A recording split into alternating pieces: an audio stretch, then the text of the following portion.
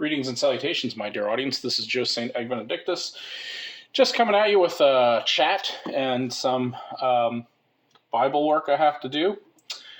I want to give a shout out to my pal Mike, to all the visionaries and mystics out there. Thank you for joining me.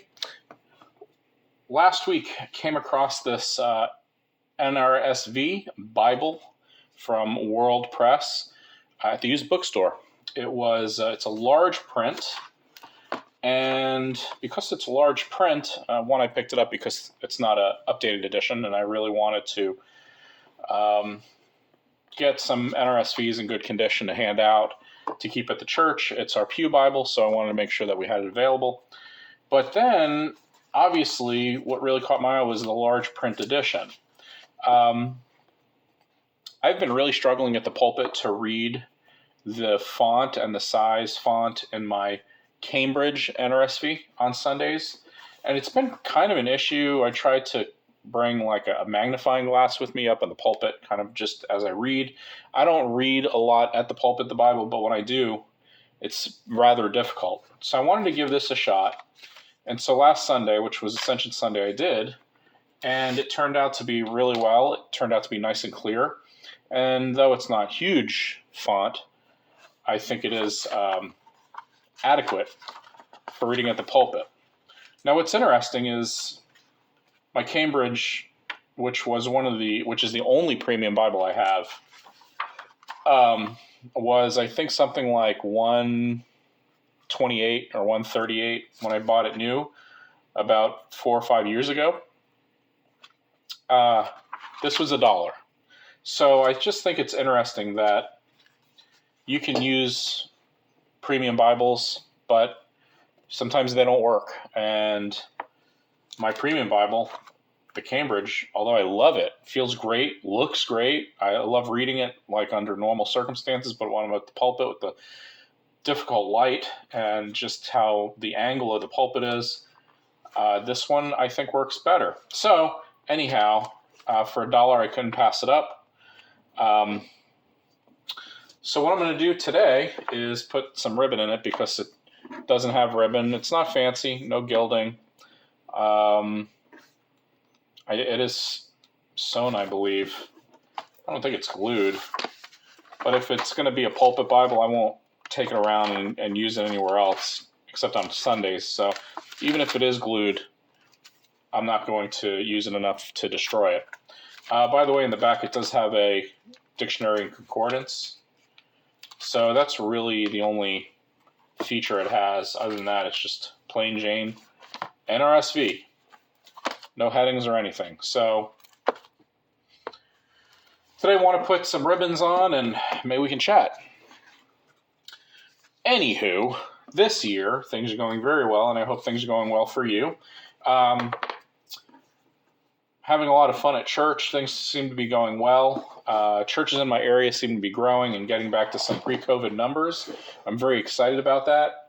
And so with that, I think that things are going pretty well. I haven't been making a lot of videos, though.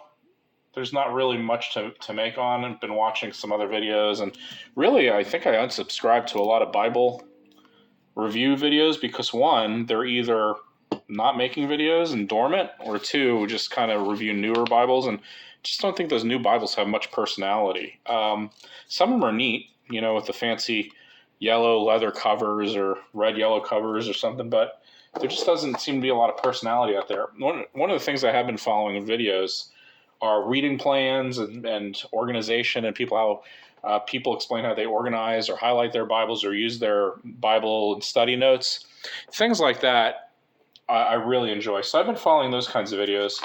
And then also just with some videos, they're focused more on like office supplies and things. It's really nerdy, but I like it. So that's that. All right, first thing we're going to do is try to get this ribbon in here. We're going to do 2 ribbons because on Sunday morning, I always need a New Testament and an Old Testament ribbon, or sometimes 2 texts in the same testament, but I have to always have to be ready. All right, so this is difficult because this headband is not giving me a lot of room, so I don't want to get glue everywhere, but do want to stick it down there like so, and kind of go down there so it's nice and firm. Come on, get down there. Perfect. Oop. See, it's so tight, you can't even darn. You can't even get it down there without it sticking to. This is not good because that headband is going to stick to the binding if I don't watch my P's and Q's here. So I think I'm going to really screw this up. It's just there's no room to work. Stay down. Stay down. Stay down. Darn. All right, so what's going to happen is, goodness, this is turning out to be a fiasco. It's just too tight. Can't make it work. All right, I'm going to have to do a different kind of strategy here. So the other thing that's new is today, I think today, might have been yesterday, one of my most favoritist Bible scholars by the name of Walter Brueggemann passed away. He was 92, and he taught at Columbia Theological Seminary in Atlanta, where I got my degree, not at Columbia, but a different seminary in Atlanta.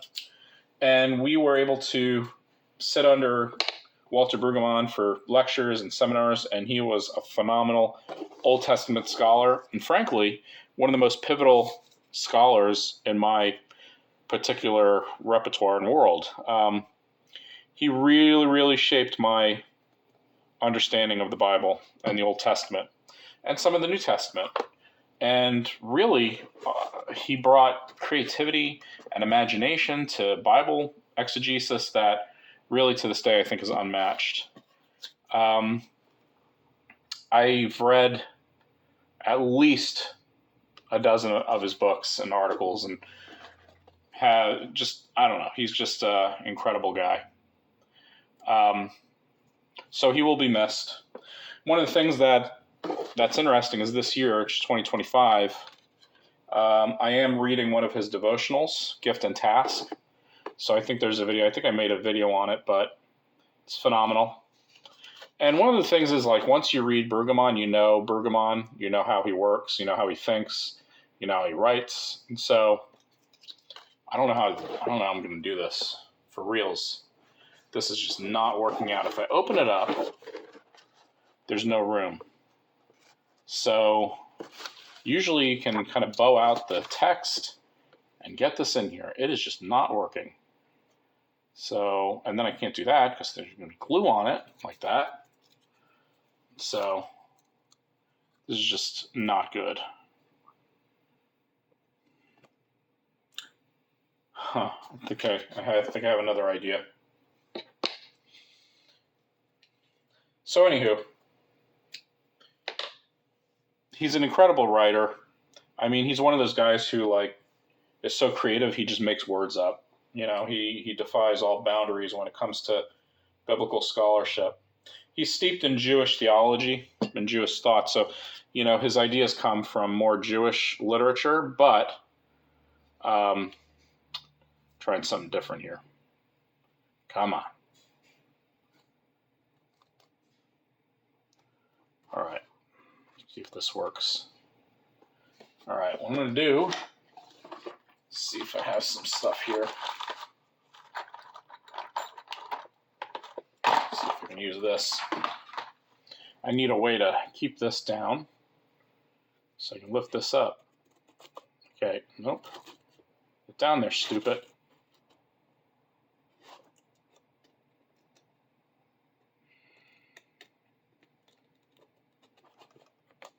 This thing, it just keeps coming.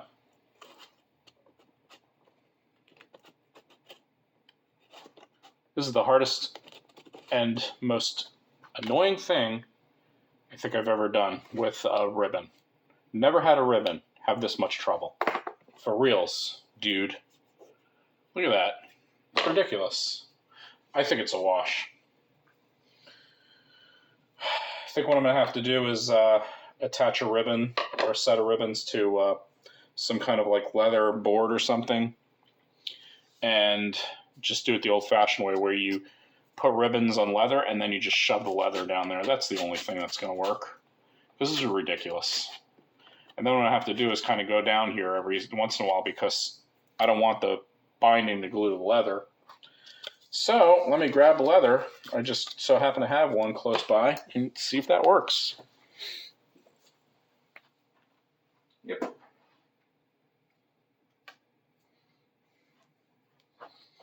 Well, I just wanted to bring by the book, Walter Brueggemann, Gift and Task. There you go.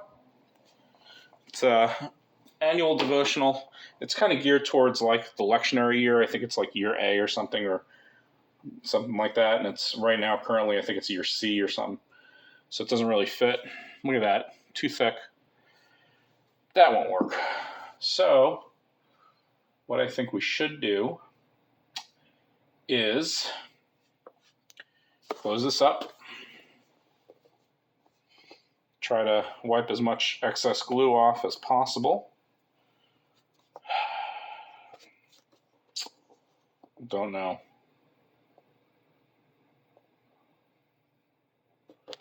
Let me think how I should do this.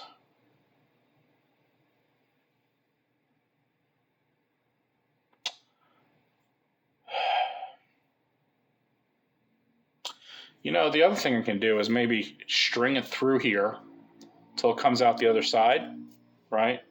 Just listen up. String it through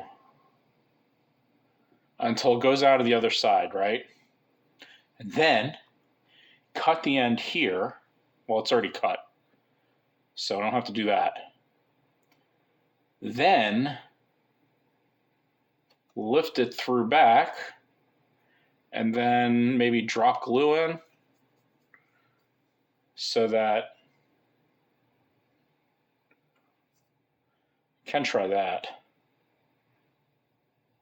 I don't know. I think this is a fool's errand.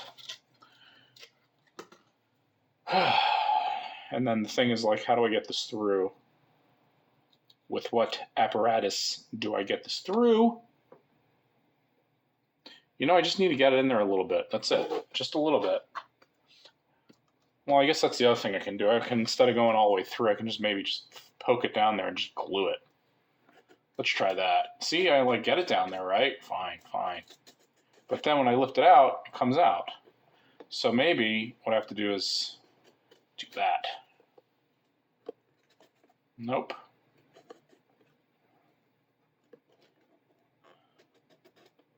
Nope.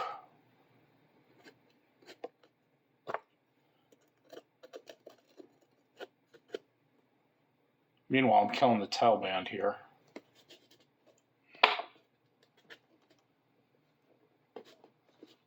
Stay down. See if this works. All right.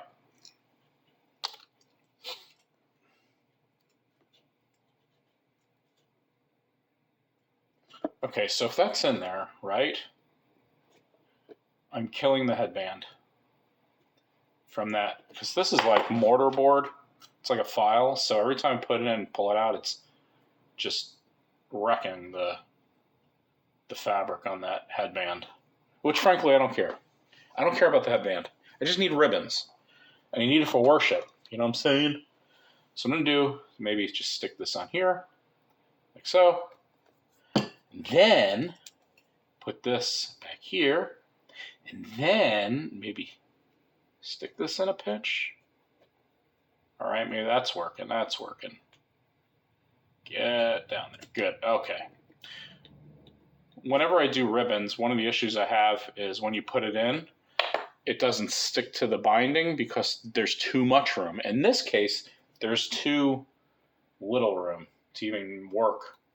All right, so that's one. And then cut this. Plenty of room. Then we're going to do two. Look at that. That's a long ribbon right there. More than I need. Then we're going to try to do it on this side, hopefully without ruining the other ribbon.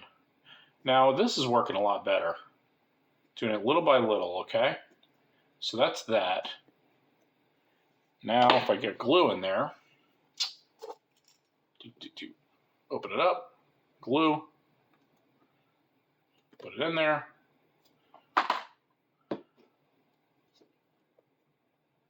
All right, I think that's going to work. Maybe. The proof is in the pudding. And what we're going to do, let me see how much time we have here. I don't see a time on my phone. I don't like that. Anyway, when you use it, if the ribbon doesn't come out, it worked. If the ribbon does come out, you got to try it all over again. That mangled ribbon. I'm assuming that'll work out somehow. Maybe down the road. So there's this, which is very long, too long. And then this ribbon, which we can do it as long. I have plenty of ribbon. You know, ribbon's only a couple bucks, so that's not a problem. Then, take the ribbon, you open the book, then you grab the ribbon, and you do it. Don't come out. I don't want you to come out. Don't come out, stupid. This wants to come out already. Maybe put a little dot in here. Boop. And then figure out how you get this in here. From the back. Yep, comes right out. Stupid, man, I'm telling you.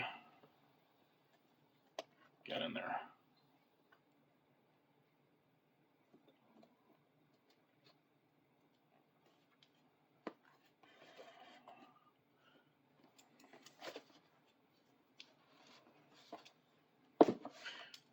Please don't comment if you think I'm doing something wrong, because this is very annoying and I don't need any critiques.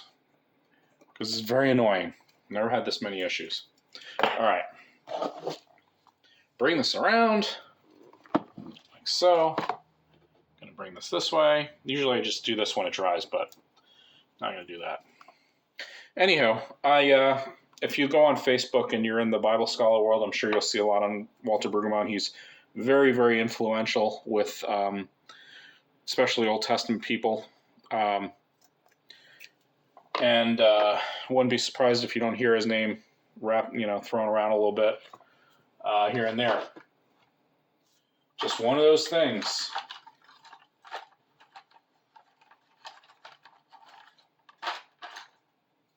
One of Brueggemann's strengths is really kind of reminding the church that they're not of the world, almost like Stanley Hauerwas kind of ethic, and really takes apart this understanding in a good way that God, the God of the Exodus, is still a God of liberation and emancipation, and that Pharaoh, who runs a slave economy,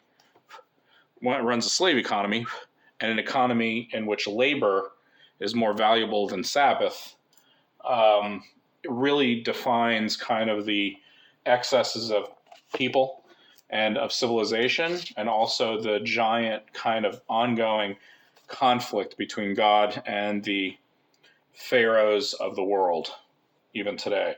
So, like, even in the Roman Empire, that relied more on war and violence rather than Sabbath and restoration, God is still a God of emancipation in Jesus Christ. And his ultimate contention is that the good news is a gospel of liberation, in which Jesus is about freeing people and making them whole and restoring community in a way that brings people to righteousness, right standing with God and with one another, so that the community of the church might be a community of justice and of an ethic of Sermon on the Mount living, things like that. This might be too long. It is too long. So I don't know if you can see that, but that's way too long. I mean, look at that. It's ridiculous. So we're gonna cut this back a little bit. So what I like about that is that it stresses that the God of the Old Testament is the same God as the New Testament. There's no law, God of law and God of grace. That's a myth. What it is a God of justice, and grace is the generosity of God, which is out of that very united understanding of what justice is all about. Justice is ultimately about generosity, and I think the ultimate kind of foundation for that is Luke 4 in Jesus' first sermon, where he says, "I have come to proclaim release to the captives, sight to the blind," so on and so forth. And see here. Good. Well, I guess that would work. Now it's just a matter of seeing if it dries and seeing if it stays and holds. What a mess, though. What a fiasco.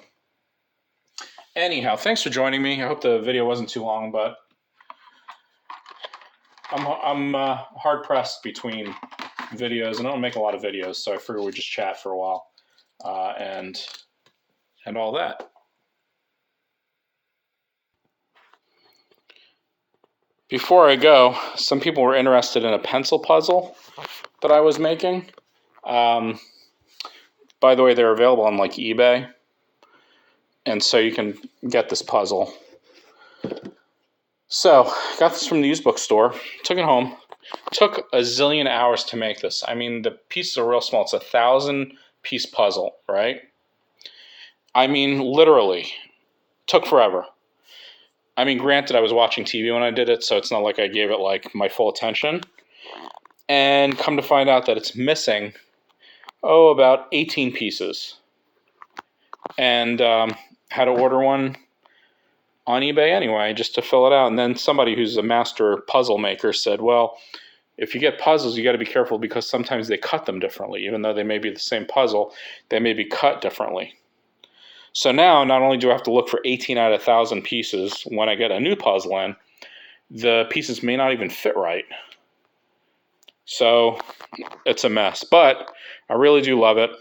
It's really cool. Lots of pencils there, as you can see. I hope to glue it, frame it, that kind of thing. It's a cat. Hey, Minnie. You're not Minnie. You're Sweetie. Sweetie, look up here. Hey. What are you doing? Are you rooting for the Braves? See you later.